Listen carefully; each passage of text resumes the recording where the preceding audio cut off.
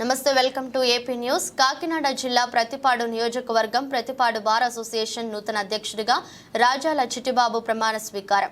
Prathipadu bar association 2024-25 సంవత్సరం president పదవికి రాజాల చిట్టిబాబు, అనిసింగరాజు, కుక్కుటేశ్వరరావు పోటీ. విజేతగా నిలిచిన రాజాల చిట్టిబాబుతో పాటు junior executive member Battula Ravikumar ప్రమాణ స్వీకారం చేశారు.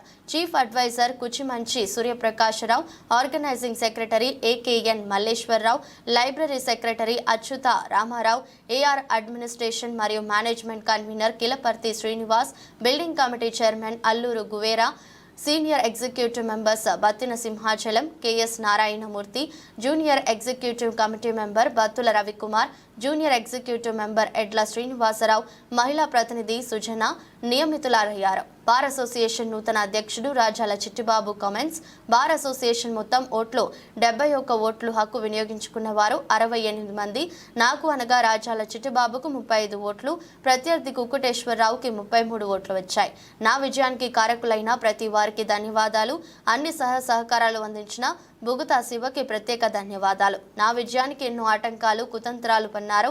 అవగాహన లేని వారిని ఎన్నికల పరిశీలన చేసి మోసం చేసే ప్రయత్నం జరిగింది. 2 ఓట్లు కిరికిరులు చేద్దామని చేశారు. నాకు సహకారం అందించి బార్ అసోసియేషన్ అభివృద్ధికి పాటుపడాలని కోరారు. మన ప్రతిపాడు బార్ అసోసియేషన్ చరిత్రలోనే 2024-25 సంవత్సరానికి రాష్ట్రంలోనే పెద్ద బారులలోనే జరగనటువంటి అతి ప్రతిష్టాత్మకంగా జరిగినటువంటి మన కోర్టు ఎన్నికలలో 71 మంది ఓటర్స్ ఉండగా 68 మంది ఓటింగ్లో పాల్గొన్నారు. 68లో రాజాల చిట్టిబాబు నాకు 35 ఓట్లు రాగా, నా సమీప ప్రత్యర్థి కుక్టేశ్వరరావు గారికి 33 ఓట్లు రాగా, నన్ను అధికారికంగా బార్ అసోసియేషన్గా ప్రెసిడెంట్గా నన్ను ఏకగ్రీవంగా మరి కమిటీ తీర్మానించడం జరిగింది. అదేవిధంగా కొంతమంది ఈ బార్లో బార్ అసోసియేషన్ సభ్యుల మధ్య శక్యత లేకుండా చూడాలనో వారి యొక్క పబ్బం గడుపుకోవాలనే ఉద్దేశంతో ఎన్నికల స్టార్టింగ్ నుంచి కూడా బార్ కౌన్సిల్ వారి నారమ్స్ పాటించకుండా, బార్ కౌన్సిల్ వారి యొక్క బైలాస్ని పాటించకుండా 20 సంవత్సరాలు పైబడినటువంటి వ్యక్తిని మరి బార్ ఎన్నికల్లో ఎలక్షన్ కమిటీ మెంబర్గా నియమించవలసి ఉన్నప్పటికీ 4-5 సంవత్సరాల జూనియర్ని ఎలక్షన్ కమిటీ చీఫ్గా పెట్టడం చాలా దుర్మార్గమైన చర్య. దీన్ని మేము బార్ కౌన్సిల్ వారి దృష్టికి తీసుకెళ్ళాం. అదేవిధంగా ప్రతి సంవత్సరం జూనియర్ మెంబర్స్ 4-5 ఉంటారు, సీనియర్ మెంబర్స్ 4-5 ఉంటారు. వారికి సాధారణంగా ఎలక్షన్ అయిన తర్వాత ఇప్పుడు ఇందాక ప్రకటించిన విధంగానే నామినేటెడ్ ప్రకారంగా మేము ప్రకటిస్తాం. కానీ వారు ఇచ్చినటువంటి నోటిఫికేషన్లో జూనియర్ ఎగ్జిక్యూటివ్ మెంబర్స్ అని వారు నోటిఫికేషన్ ఇచ్చిన తప్ప 3 అభ్యర్థులు నామినేషన్ దాఖలు చేయడం జరిగింది. అంటే 4-5 ఉన్నటువంటి ఈ బాడీలో 3 వేశారు కాబట్టి ఏ కోర్టులో అయినా ఏ చిన్న పిల్లవాడిని అడిగినా, చదువుకోని వారిని అడిగినా ఏకగ్రీవంగా తీర్మానిస్తారు. అయినప్పటికీ వారు పోటీ పెట్టడం జరిగింది.